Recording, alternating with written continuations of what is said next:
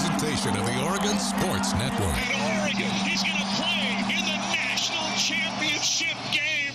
Welcome to Duck Insider. Man, it feels great to be a Duck. Give it to me, baby. My house. I'm taking it there. Their competitors, they'll want to put the O on. Three, got it! We're going to compete to a standard every day. The Oregon standard. Rebound. Up and in. 1 point more to go. The opportunity to play, put Oregon on your chest, should mean a great deal to you. Unloads on one into left field, back toward the wall. Gone! This program is staged to compete and to win championships. Oregon wins!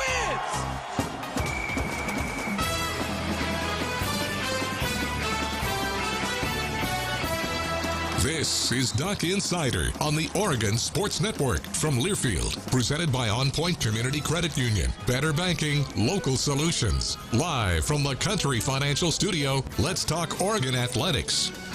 We got a busy show today. Dan Lanning, Oregon football head coach. He met with the media last night. A lot of great things. Also last night, Oregon men's and women's basketball season's tipping off.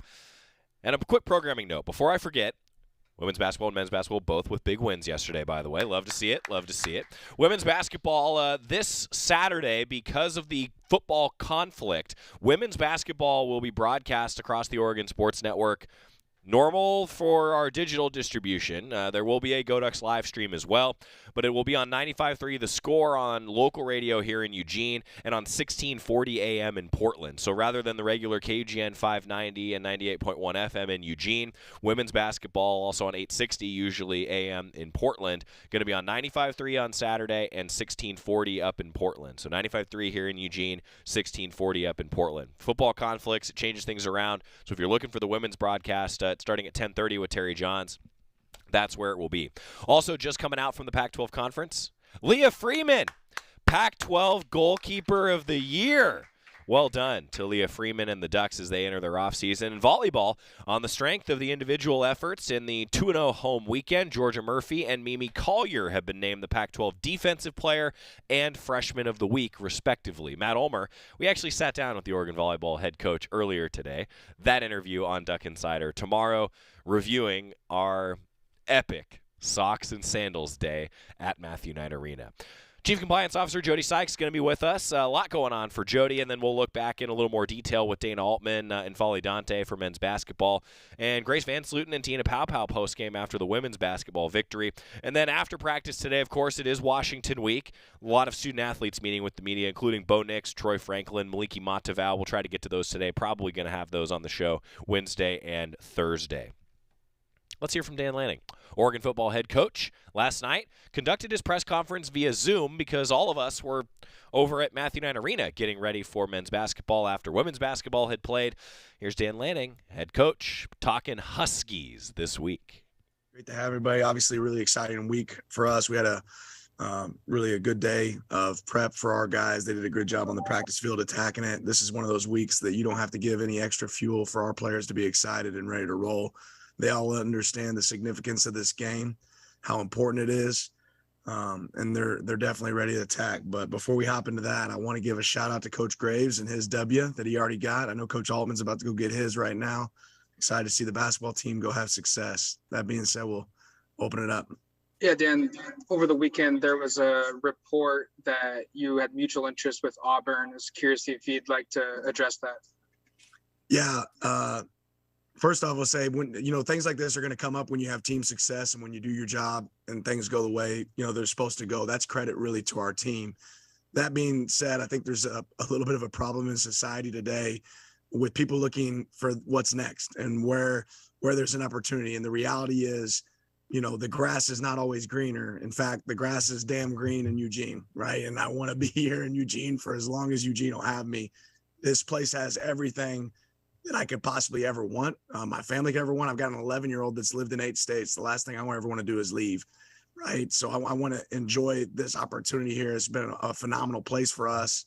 And when you talk about things that align, things that match your vision for what you're looking for as a head coach, Oregon checks every box for me, right? So when other people, I think history maybe shows that this is a great place to be and not a great place to leave. I want to be here.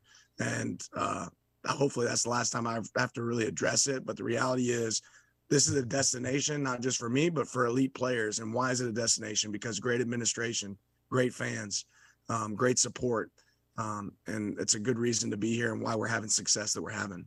On a bit of a different note, Washington has the number one passing offense in the nation as far as yards per player, yards per game by a pretty large margin. What is it about them, about Michael Penix, that makes them so dynamic in that aspect of the game? Obviously has a history, with Coach DeBauer and the fact that they're able to connect. It's really a lot of it's about the distance of throws, right? They have long distance shots that they connect on down the field. I think that they have a really talented wide receiver group, probably as talented as anybody we've seen outside of, Arizona. They had a really good group as well. They do a good job protecting up front, and he has a really good understanding of the offense and how they operate, but they take a large number of shots downfield consistently through the game, as much as, as any team that we've played. Kind of following that, Dan, you guys have kept the top on the coverage really nicely the last 2 weeks, 3 passes of 50 plus yards allowed. I realize under different circumstances each time, but is there a vulnerability that has been uncovered a little bit that you guys need to shore up, particularly against an offense like this? Yeah. We got to get better at that. Yeah, Dan, I'm curious, just in Penix in particular, you never know what you're going to get out of a transfer quarterback. He seems like one of those success stories along with Nick's. Kind of what has made him able to kind of fill in so seamlessly with the new team and be one of the best passers nationally? I think obviously his familiarity with the staff has made it, a success story quick. He's a talented player. He throws the ball well, and there aren't a lot of throws that he can't make. He plays quarterback, right? He does a good job of operating from the pocket. He can be elusive at times, but I think he's, has a lot of confidence in the guys that he's throwing to, and obviously he's been able to turn that into success. Yeah, Dan, just wanted to ask what the latest was with Taki and Chase as far as their availability this week. Taki was able to get out there and do a little bit today. We'll see what he looks like moving forward. Chase is still, going through that process, but we'll see. Hey, Coach, I just wanted to ask you about so much been talked about Washington's offensive production this season.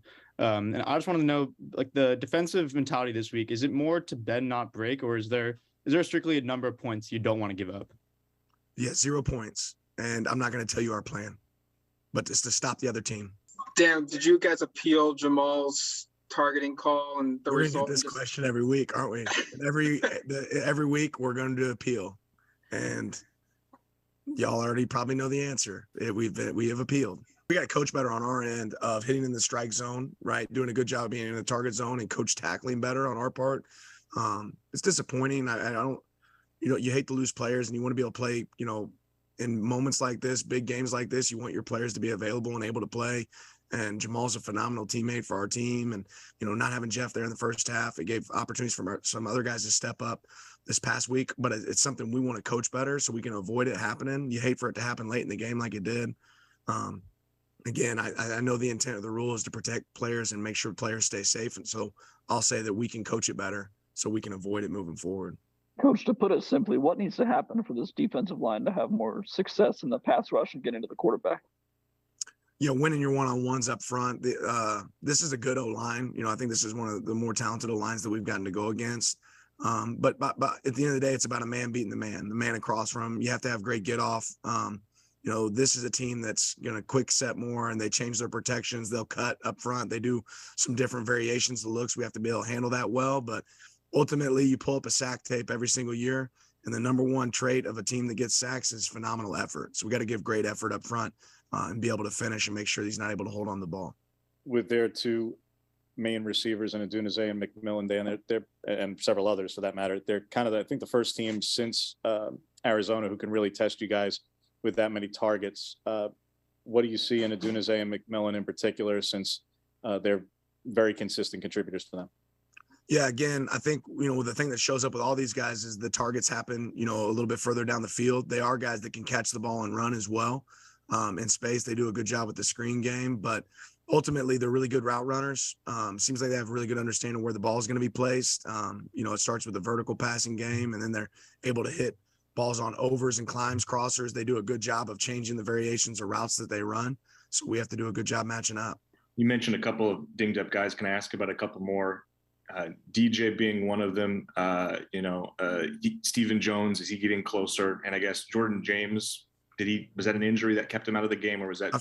Yeah, I feel like all those guys will be, available. I know Steven's been working his way back, but I think they're getting closer and closer. Steve was able to get some work in today. Yeah, Dan, your guys' schedule has tested you in a variety of ways. Things obviously got started early with Georgia and then BYU, UCLA middle of the season. How do you feel like your schedule and your opponents have prepared you for the back half of this season with the games you have coming up? Well, I think the only game that matters is the next one, right? And what we've done to this point, obviously coming off of game one wasn't the result we wanted, but since then our players have done a really good job of having great resolve and attacking what we can get better at each week, and that really hasn't changed. I think one thing you can say is we're about to play a really good opponent. I think everyone in our organization recognizes what kind of team we're about to play. They're playing really good ball. That being said, we're excited about this matchup and ready to go get out there on the grass. Coach, we saw a lot of defensive communication right before the Tyson 81-yard touchdown last week. I just want to know how do you feel the defensive communication has progressed throughout this season, and do you feel there need to be a step up communication? Yeah, I think there always can be, a step up. When it comes to, elite defenses communicate at a really high level. And this Saturday, I'm hoping, I know our fans are going to be so loud that it's going to require elite communication, on that side of the ball. This is going to be one of those environments that our guys can show up. But at the end of the day, there's a complete coverage bust. There's a guy that's not playing the coverage right in that one. And, signaling and communicating, if you don't do the right job, it doesn't matter. Coach, I know you've been in a lot of rivalry games in your career. I'm curious, through talking to former players and coaches, what you kind of learned about this rivalry with Washington specifically over the years. No love lost. That's really clear. There is no love lost in this game. And that's something that's exciting. It makes games like this fun. I think getting to talk to some former alumni that have played here, coaches, Coach Pilati, Dan Fouts, guys that I've been able to kind of link up with and just communicate with on what this game's like been over time. It's been exciting for me because this game means something to people. And, not just our players. Our players want to go out there and execute every single game, but it means something to people outside of that arena, and excited to see our fans come up and make an impact, but also our players get out there and take care of business. It's certainly going to take a little bit of a different tone, given that you and Kalen are both first-year coaches here, but the tone and temperature over the last couple of years, especially last year, was really venomous and with a lot of vitriol.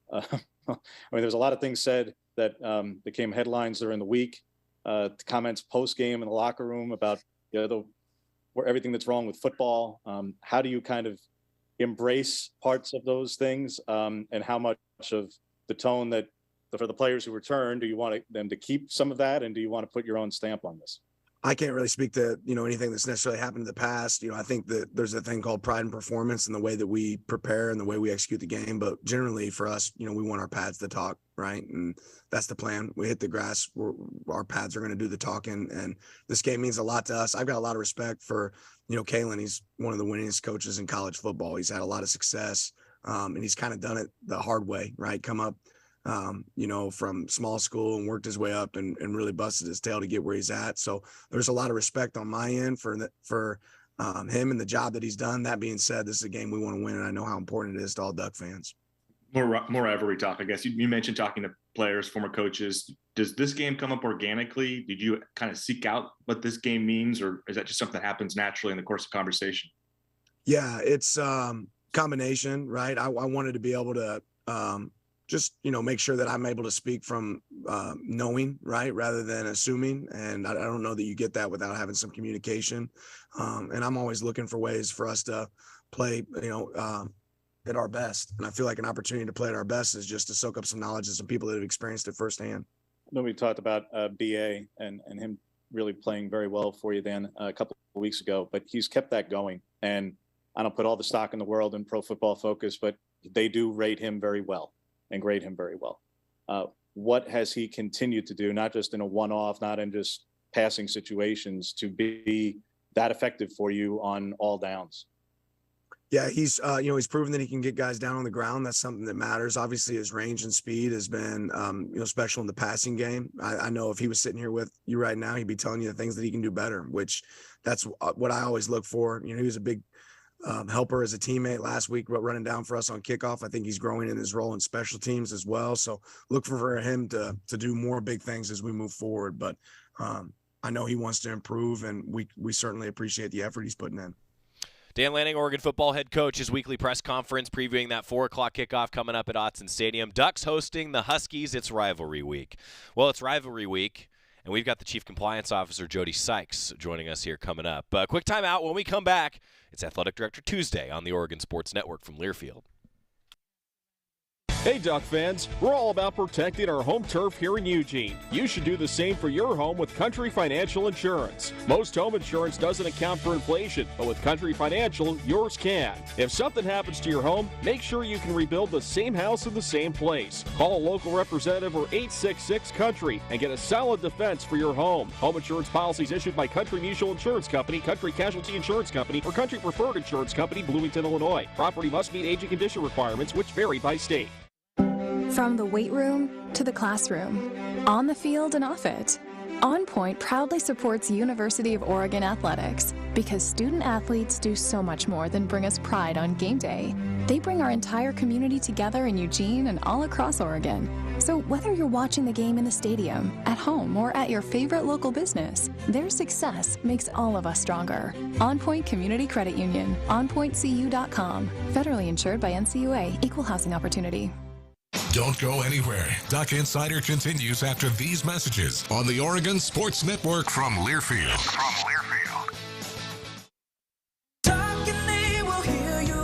We all want our kids to grow up safe and healthy, so we show them how. With honest conversations that let them know what we expect. That's especially important when it comes to alcohol and other drugs. And when it comes to pain medications, opioids, they need to know that they should never be shared with friends or family. For more information about talking with your kids about underage use of alcohol and other drugs, visit underagedrinking.samhsa.gov. We all make choices about alcohol. Kids make choices whether to drink or not. Bye, Dad. Remember, I'm going to Alex's party tonight and sleeping over. Hey, remind me about that party again? And adults make choices whether to talk about it. That's true of parents and every other trusted adult in a kid's life. Kids want to know our expectations, and they want honest answers in everyday conversations. So talk with your kids and help lead them on a positive path, because when you talk, they hear you. Learn more at underagedrinking.samhsa.gov.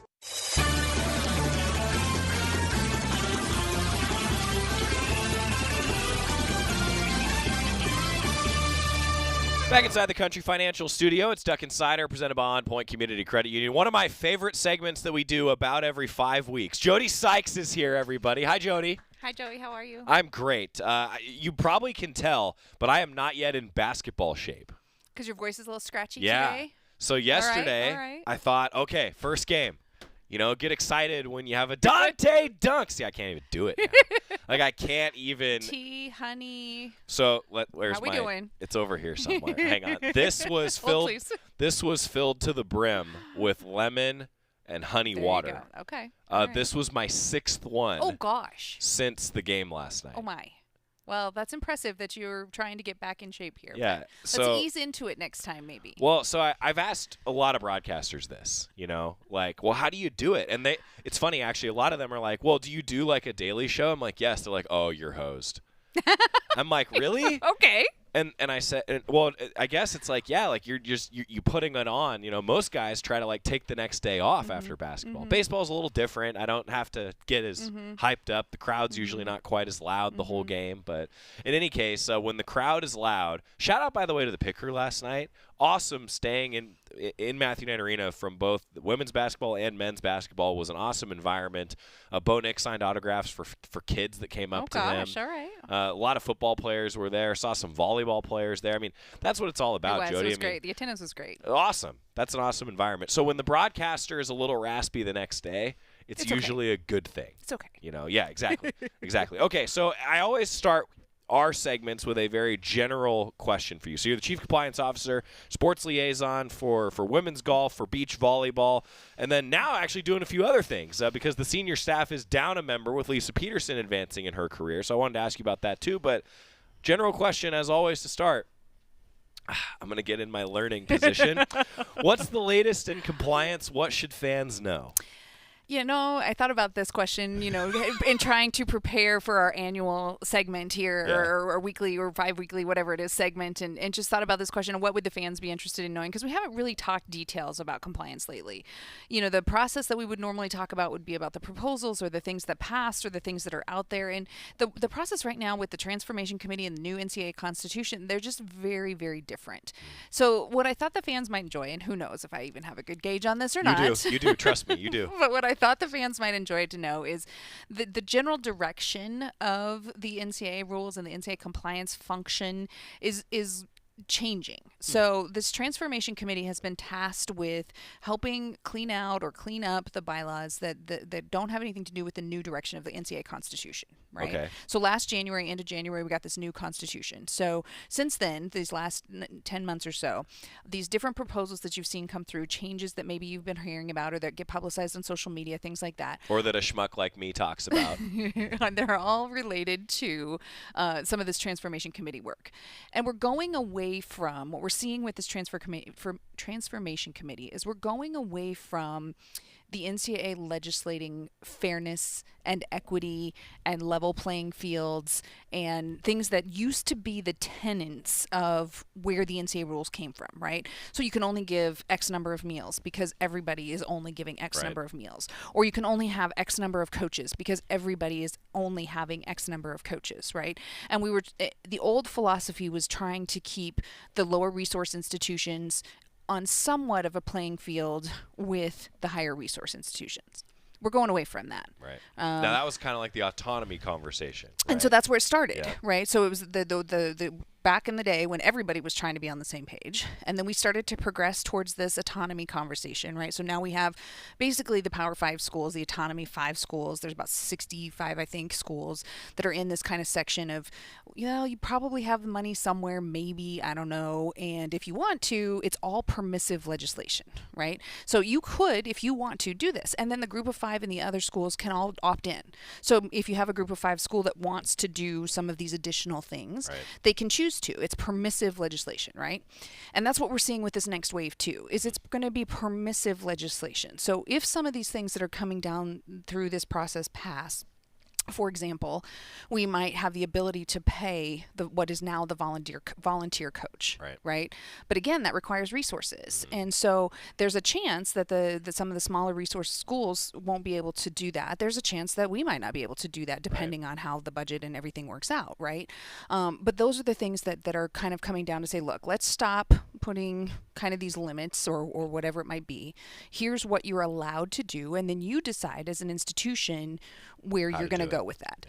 So unfortunately, I've had to have conversations with the business office, and we should work on getting Billy Blood in here and have a conversation with him, because instead of compliance being the one like says, sorry, you can't do that, it's going to be, well, does it fit within your budget?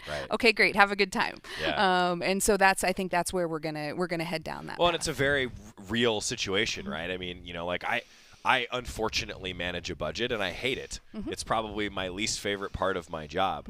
I remember when someone once told me that you should learn Excel because finances are done on Excel. And I thought, but I learned Excel. Right. I know the macros. I know how to hit auto sum, all these things. The basics. Yeah, and really hate that I use those skills as much as I do. But we joke. But it's truth, but right? It's true, I mean, it and is we've true. always had budgets, right? And we've always had all of these things. It's just that those are now going to be more of the focal point of decision making, as opposed to maybe the compliance. Can we or can't we? So is that like the greatest thing ever for you? Are you like, oh, this is nice? Like, you kind of take some pressure off of the compliance side of things? It does, but it doesn't mean the rules go away. So, for example, we're going to end up with Pac-12 policies, or we're going to end up with institutional policies, and so then it's kind of like NIL, which I know we're going to talk about eventually as well. But we've got the Oregon rules, and then we got everybody else's rules. And I spend a lot of time talking about, well, why can such and such school do this, or why can we do that and they can't, or why can they do this and we can't? And so that's what's going to happen a little bit more too. And my response, will probably be along the lines of, well, it's permissible from a compliance perspective, but do we want to do that institutionally? Can we afford to do that? What's in the best interest of our program, of our institution, of our conference? Those kinds of questions will become more and more important. Interesting. Jody Sykes joining us, Chief Compliance Officer. So I can always, I feel like, ask you about 50 follow-ups. So I try to sum it up to like 5. So you mentioned NIL. Of course, that's been the big headline maker around college athletics for, I don't know what now, the last 3-4 years. I don't know. Oh, yeah. But particularly in the last week. The last few weeks. Yeah. So catch fans up. I mean, we see a lot of headlines about the NIL guidelines changing, but it kind of fits in what you were talking about with permissive legislation. I'm learning so many SAT words. There you go. Permissive legislation.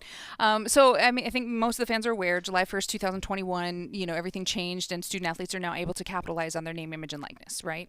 And then we got a year in and we had the Oregon Senate Bill 5 here in the state of Oregon. Every state had either no law or their own law. Many laws in different states changed. And in June, late June, early July, we had a change with Senate Bill 1505 that just modified the Oregon Senate Bill a little bit, not a huge change. And so from an Oregon state law perspective, we're operating under those two Senate bills, Senate Bill 5, Senate Bill 1505, basically stating the same things that we've been talking about for the last, year and a half, right? In that our student athletes can capitalize, they can earn money, they can even have contracts with conflicting, if we happen to be a Nike school, the student athlete can go and still get a deal with an Adidas or a Puma or something for their downtime if they so chose, right? So very opportunistic, whoever wants to capitalize, great pieces. Student athlete first. Yeah, student athlete first legislation, which is where we've always stood, right?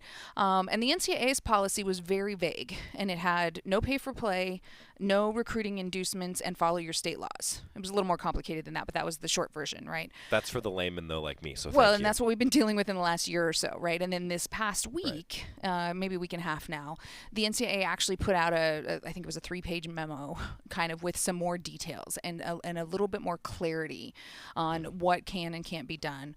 Talking a little bit about collectives and promoting from the institutional perspective, a variety of different things. And the memo is public.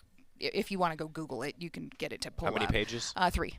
Right. That's within the Joey Mack level of attention span. Go to the blast of it. There's like bullet points in the boxes. Don't even read the first page. Just go to the bullet points in the boxes in the back. But a lot of what is in that actually already aligns with Oregon state law. So from an Oregon perspective, from an Oregon fan perspective or coaching or student athlete perspective, there wasn't a whole lot we had to learn from this memo from a week ago. There was a couple of tweaks we talked about, but we didn't have a lot to learn because we were already doing many of what the NCAA was thinking should be done based on our Oregon state laws. So I think a few states who maybe are doing some things in a space that the NCAA didn't want them to be in are going to have to tighten that up, maybe make some changes. But fortunately here, we're in a good space with the NCAA. For right now, we are. I don't get a big thumbs up from Joey over here. So we're in a good space there.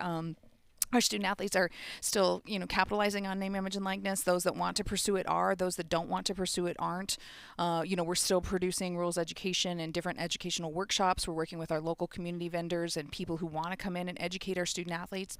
And that's one of the big emphasis from this NCAA memo is institutions can do any education that they want, right? So that's been a space that we've long focused on is how can we help educate our student athletes on camps and clinics and how to run them? What does it mean to form your own LLC?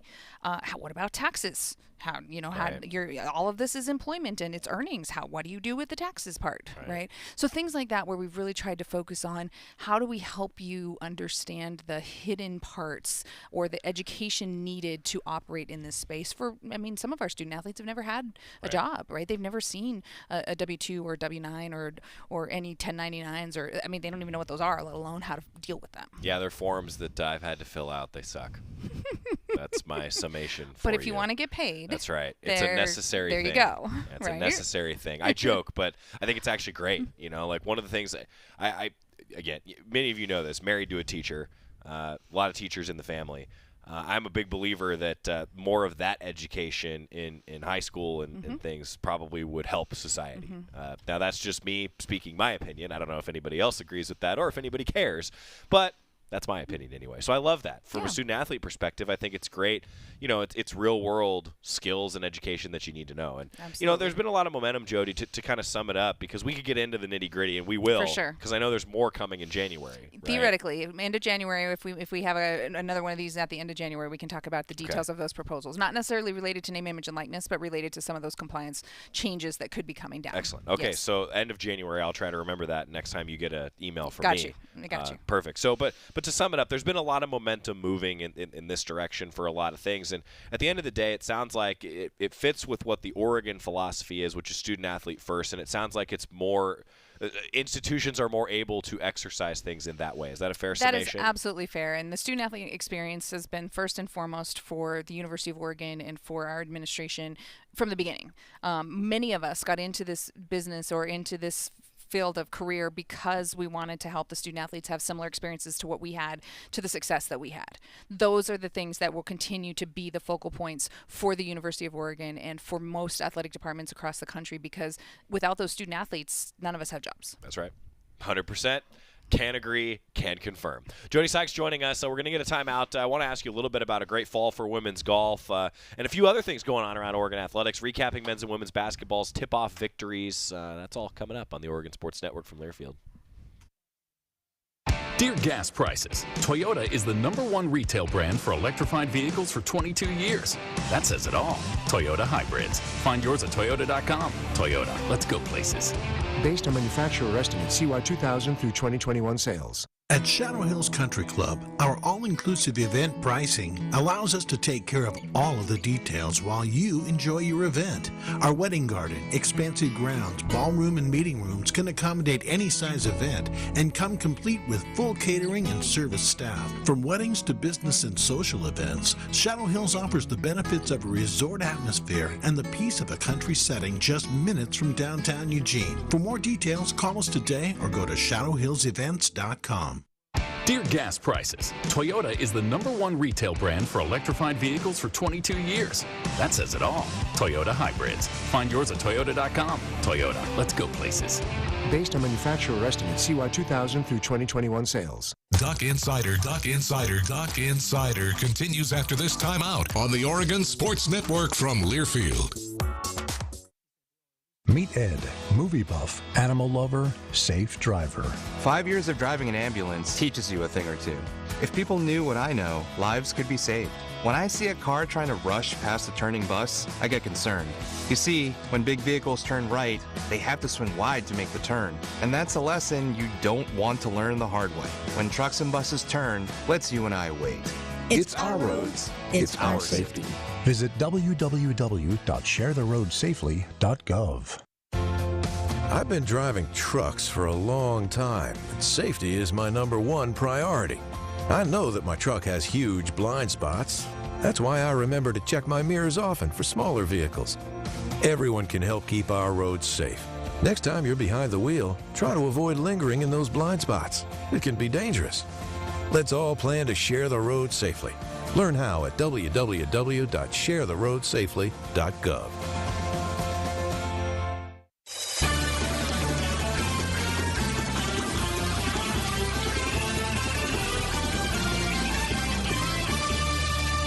Back inside the Country Financial Studio, I'm Joey Mack. It's Duck Insider, presented by On Point Community Credit Union. Jody Sykes joining us. So, Ryan actually just asked. He was like, so should we put your lower third, as we call it in the business, should it be Chief Compliance Officer or Senior Associate Athletic Director, Chief Compliance Officer? So we just talked about all the Chief Compliance Officer part. Now I'm going to talk about the Senior Associate Athletic Director part. I don't know if you made 2 lower thirds, Ryan. He can make another one right now. Okay. But so that is kind of a cool thing about your position, Jody. I feel like that you have this compliance aspect. I ask you about that a lot, but then you talked about why you got into it. It's the student-athlete connection. You get that with some of the sports that you're the liaison for. Absolutely, and I think that we're very fortunate in the structure that we have here, and that Rob Mullins has allowed us to not just be about whatever our titles are, right? So yes, Look at that. See, well there done. we go. Good Senior job, Associate Ryan. Athletic Director, great job, Ryan. But I am the Chief Compliance Officer, and then right now I'm also kind of filling in on some other duties. We talked about volleyball and women's basketball, just until we figure out that part of things. But even when we look at our Damone Merkerson. He's a Senior Associate Athletic Director as well, and his subtitle, or whatever you want to call it, is Diversity, Equity, Inclusion, and Belonging. Even Eric Rodell, who has a Deputy AD title. So the titles are what they are, right? But it's more about the experiences that we're allowed to have and the opportunities that we get as senior administrators to be able to work with our programs. And I'm fortunate enough to work with our women's golf team and our beach volleyball team, and they're just it's fun. It's fun to be at their events. It's fun to get to know them them, and I work with in my compliance capacity and with all 20 of our sports, so I get to maybe step out a little bit more than most do, but particularly with women's golf and beach volleyball, I get to really kind of get in the nitty-gritty. I just saw Coach Radley yesterday in the hallway, by the way, a women's golf head coach. Really nice fall season. Very nice. Seems like it's, especially after a couple All-Americans move on in their careers. Absolutely. Not bad, huh? He was a little worried, to be honest, and I don't know if he would ever admit it, but I think he was a little worried because we lost 2 of our 5 that participated in the championship last May in Arizona, and we had continuing 3 that were continuing, and we had some really good incoming folks, and so we felt confident about it, but I think there were points where he's like, I just don't know where this is going to shake out, and then the first ranking came out and they were 6th, and he was like, okay, we're good, and then we had a really good fall, including this final tournament in Hawaii. It's called the Pac-12 Preview. We had a second place finish as a team, and we had 2 student athletes finish in the top 10. Brianna Chacon, I think she finished T7, tied for 7th. And then Ashley Park, who is one of our newbies, she's a transfer, but she's one of our newbies, ended up finishing 2nd. Nice. And when you look at who won that tournament, Rose Zhang is incredible from Stanford. If you're a golf junkie, go Google her stats. The amount of tournaments that she wins when she enters is ridiculous. So for Ashley to push her, and Ashley to just be like, hey, I'm here, don't forget about me, right? And Cynthia, beat her in the Pac-12 championship last April, and so she's not impenetrable, but it's kind of nice to be like, okay, hey, we had another one here that's about to challenge you, so here we go. So on that note, golf junkies, if you remove Rose Zhang, which by the way, Rose, if you could just go pro, that would be great. On behalf of all Ducks everywhere, that would be awesome. I think the rest of the Pac-12 would agree. But in all seriousness, it's actually amazing just to look at the individual skill. If you remove her from Stanford's team, Stanford suddenly goes like in the standings. And they're just back in with the rest of us. Right. It's amazing. They're still a very good team. Don't get me wrong. Ann Walker's a great recruiter and by far one of our biggest competitors in the recruiting world in terms of being able to get recruits that want to come, to Oregon. So as is all the Pac-12, to be honest. The women's sports in the Pac-12 in general, beach volleyball, women's golf, volleyball, women's basketball, the Pac-12 is just strong Others in a lot that of Oregon things. Doesn't even have a sport in. Right. It's amazing. Exactly. Well, women's soccer, the announcement was yesterday, and unfortunately, obviously, we weren't in, but I think 5 Pac-12 teams in women's soccer. So, we're a very, very strong conference, and we have a lot of foundation and good things to stand on, regardless of the individuals or the players. Yeah, involved. shoot. I mean, the aquatic sports alone and the Pac-12. Water polos, and swimming and diving, and the amount of Olympians that the Pac-12 produces in general, not just in track and field. So, a lot of good things. Rowing. Yes. I could keep going. The sports even that Oregon doesn't compete in, it's just amazing that they have what they have. So talk about beach volleyball too. That sport continuing to grow. Absolutely. Beach volleyball had some fall tournaments that they've also finished, kind of fall ball, so to speak. But we were fortunate enough this year to send a pair to the AVCA event that happened in Huntsville, Alabama this past weekend. And they had a great competition. They actually had an upset in their first match of that competition. And so they're off to a good start. I think now they're just kind of going to do some conditioning and get ready for the spring, but continuing to grow. And there's about 15 or so on that roster now, and continuing to grow and do things and just make themselves known. That's cool. All right, I'm going to leave you with this. Anything else fans should know? Get ready for January, huh? Yeah, just bear with us, right? Crossover with the fall and winter sports right now. Joey's voice and other people's schedules, and just bear with us and keep supporting our student athletes. Keep coming out. Again, thank you to the pit crew for that. We really appreciate them. But we got to keep that up, especially in these final volleyball push here that's coming up when we've got the final home games, and hopefully maybe knock on some wood here, NCAA hosting that first weekend in December. So just keep supporting our student athletes and keep on coming out, and we appreciate everybody and their love for the Ducks. Jody Sykes, Chief Compliance Officer, Senior Associate Athletic Director, Walking Encyclopedia. Thank you, Jody. My pleasure. Thanks for having me. When we come back, looking back on men's and women's basketball, 2 victories, 2 good ones, I think, and I think the coaches would agree. And you're going to hear from them because at the end of the day, nobody cares what I think. Back after this on the Oregon Sports Network from Learfield. From the weight room to the classroom, on the field and off it, On Point proudly supports University of Oregon athletics because student athletes do so much more than bring us pride on game day. They bring our entire community together in Eugene and all across Oregon. So whether you're watching the game in the stadium, at home, or at your favorite local business, their success makes all of us stronger. On Point Community Credit Union, onpointcu.com. Federally insured by NCUA, Equal Housing Opportunity. Hey Duck fans, we're all about protecting our home turf here in Eugene. You should do the same for your home with Country Financial Insurance. Most home insurance doesn't account for inflation, but with Country Financial, yours can. If something happens to your home, make sure you can rebuild the same house in the same place. Call a local representative or 866-COUNTRY and get a solid defense for your home. Home insurance policies issued by Country Mutual Insurance Company, Country Casualty Insurance Company, or Country Preferred Insurance Company, Bloomington, Illinois. Property must meet age and condition requirements, which vary by state. Duck Insider, your home for the latest news on Oregon athletics on the Oregon Sports Network from Learfield. I found hope in the midst of an overwhelming situation. Alcoholism is a disease that can affect any family. Everyone suffers, but there is help and hope at Al-Anon Family Groups. Al-Anon gave me my life back. I'm a better father and husband. Are you in an overwhelming situation because of someone else's drinking? Al-Anon and Alateen can help. Local and virtual meetings are available. Maybe one could work for you. Call 1-866-200-0033 or visit alanon.org/hope. Medicaid and CHIP offer free or low-cost health coverage for children and teens. Hospital and doctor visits, prescriptions, shots, and more are covered. That's peace of mind for parents if a child is sick or gets injured. And parents may now be eligible for Medicaid too, even if they've applied in the past. Enrollment is always open. Visit insurekidsnow.gov or call 1-877-KIDS-NOW. Paid for by the U.S. Department of Health and Human Services.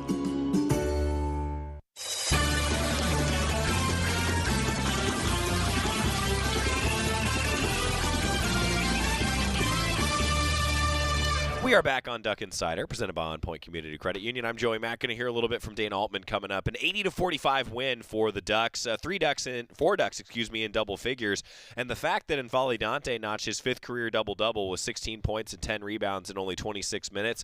Overall, a good performance. I think it was a good start, and I think Dan Altman would agree with that. An 80-45 win over Florida A&M. The Ducks are 1-0. Let's hear from head coach Dan Altman, brought to you by the Willamette Valley Cancer Institute and Research Center. Fight like a duck with exceptional cancer care close to home. Coach Altman. Well, it's the start of another year. So, what questions do you have? Last year you had wanted to put two of your bigs together at times. Thought it was a little bit of a defensive liability for you. Tonight, right out the chute, you've got various different pairings of 7-footers and it seemed to work pretty well. What's been different, particularly from Nate, that allows you to do it this year, Dan? Well, he's put in the time. He's had some injuries. He's missed 3 weeks of practice. Here we've basically started October 1, so we've gone 5.5 weeks, and he missed 3.5 weeks of it. So, but before that, he had a really good spring, a really good summer. But he's been slowed here, as a lot of our guys have, by injuries, so you could tell our conditioning's not what it should be. Other than Keyshawn and Dante, everybody's had some time off. Quincy was out a couple weeks. Nate, like I said, 3.5. Khalil's missed time. Will's missed time. Rivaldo's missed time. Obviously now we got Jermaine out, Brennan's been out, Ethan Butler hasn't practiced at all, and Luke's been out 3 weeks. So our practices have not been what they should be, and I'm worried about that moving forward with our physicality in that. But to answer your question on Nate, he had a really good spring and summer. He's been slowed a little bit here by injury. But he's made some progress. Just your defensive play, under 50 points, I think they shot less than 40% from the floor. Well, a lot of that, is they have 9 new players on their team, and as the season progresses, they'll get better. But I did like our defensive intensity in the second half. Usually our second half can be a little shaky with communication and talk, but I thought, Will and Dante, Quincy, some of our vets, we didn't have as many communication mistakes as we've had in our 2 scrimmages before tonight. So, no, I was pleased with the rebounding. I was pleased with the defense, especially the second half. But, we're going to, Cal Irvine on Friday will be really good, and Montana State's an NCAA tournament team. And then obviously Houston in 10 days, 11 days, going to be really tough. So we got a lot of work to do to get ready for those folks. This preseason about the offseason Dante had, so nice to see him then kind of put that into action in the game then tonight. Oh, absolutely.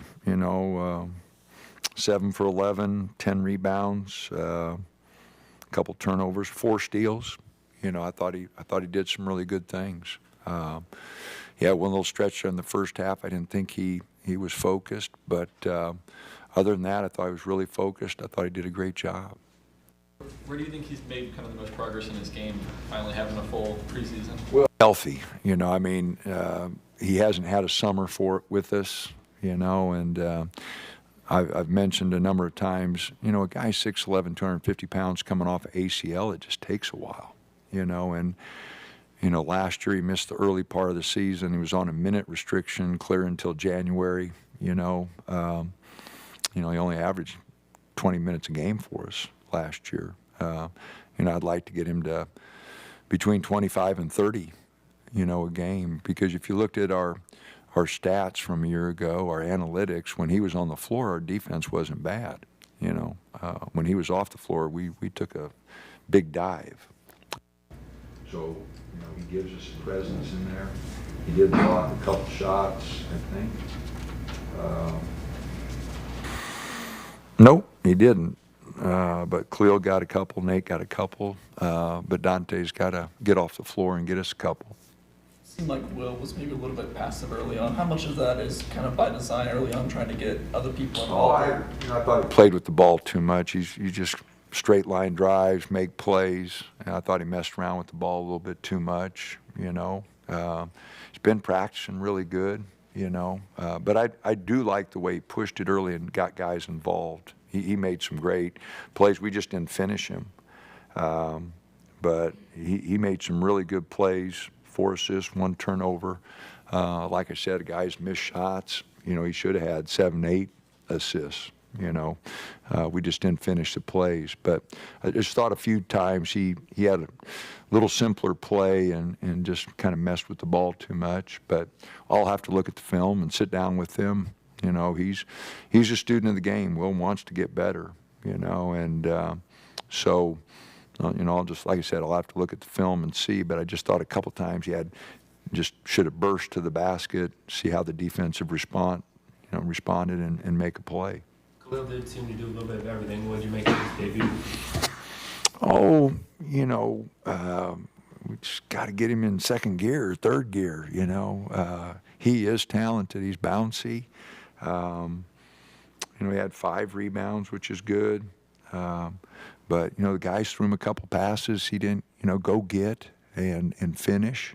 He hit a 3, which I think we'd missed about 17, 18 in a row there, so it was good to see someone hit one, But, he's just got to get more used to the pace of the game, get on his toes a little bit more, be a little more athletic. He's always used to being the biggest guy on the floor, but if we're going to play those bigs together, they got to act and play small sometimes, because they're going to be guarding.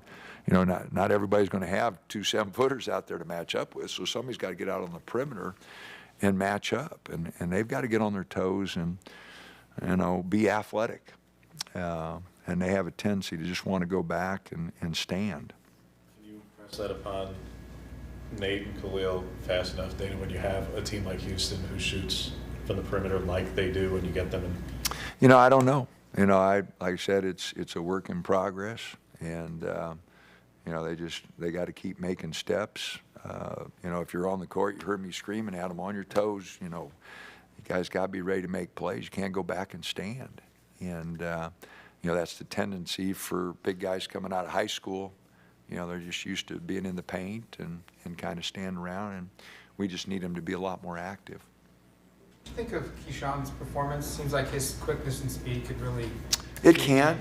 He's got to improve his defense. He's got to improve his passing. But no, he is the quickest player we have, no, he'll keep getting more comfortable with us. But we do need his quickness. We do need him pushing the ball. We do need him to be sharper on his passes.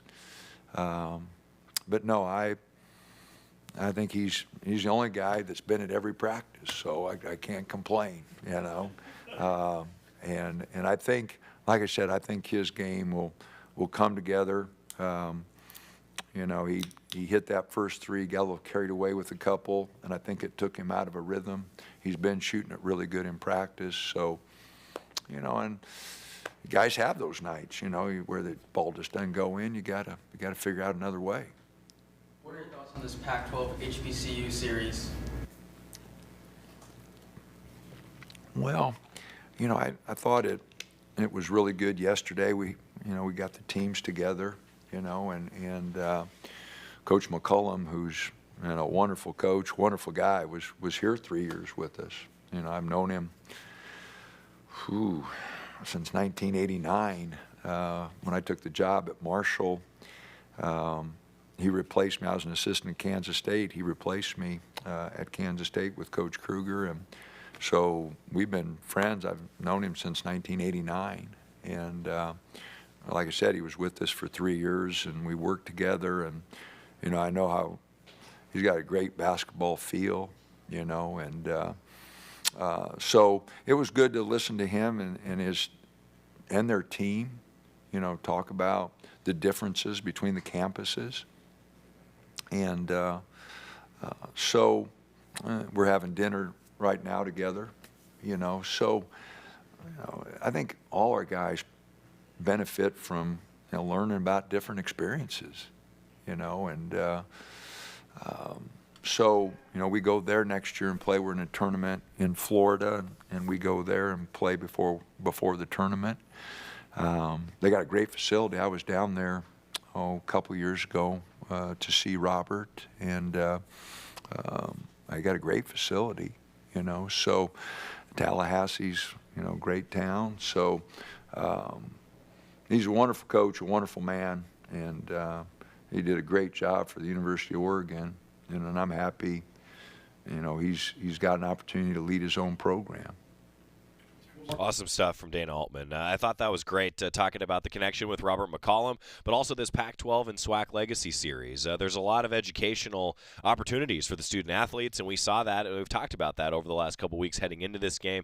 Now the Oregon women's team is going to go play at Southern coming up next Monday. Terry Johns will have the broadcast. That continues the Legacy Series between the Pac-12 and the SWAC. When we come back, a look at women's basketball. A big win over Northwestern. Awesome to see that. Basketball season's here on the Oregon Sports Network from Learfield. At Shadow Hills Country Club, our all-inclusive event pricing allows us to take care of all of the details while you enjoy your event. Our wedding garden, expansive grounds, ballroom, and meeting rooms can accommodate any size event and come complete with full catering and service staff. From weddings to business and social events, Shadow Hills offers the benefits of a resort atmosphere and the peace of a country setting just minutes from downtown Eugene. For more details, call us today or go to shadowhillsevents.com. From the weight room to the classroom, on the field and off it, On Point proudly supports University of Oregon athletics because student athletes do so much more than bring us pride on game day. They bring our entire community together in Eugene and all across Oregon. So whether you're watching the game in the stadium, at home, or at your favorite local business, their success makes all of us stronger. On Point Community Credit Union, onpointcu.com. Federally insured by NCUA, Equal Housing Opportunity. This is Duck Insider. Duck Insider on the Oregon Sports Network from Learfield. The United States Deputy Sheriff's Association is a national nonprofit and the largest non-governmental provider of services to law enforcement. The USDSA assists city, county, state, and federal agencies with free safety equipment donations and officer survival training, along with cash donations to families of law enforcement officers who perish in the line of duty, college scholarships for the children of law enforcement, a citizen awareness program, and more. For more information on the USDSA and how you can help, visit usdeputy.org. You're never completely ready to adopt a teen. For late nights writing English papers. For your teen's music taste. For dinners where they talk more on their phone than with you. For the first time, they call you mom. You're never completely ready to adopt a teen, and you can't imagine the reward. To learn more about adopting a teen, visit adoptuskids.org. Brought to you by the U.S. Department of Health and Human Services, Adopt U.S. Kids, and the Ad Council.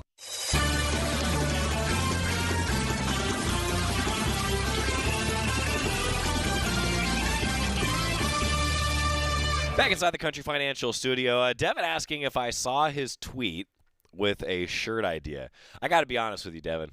We've gotten a lot of shirt ideas from some Coach Lanning quotes.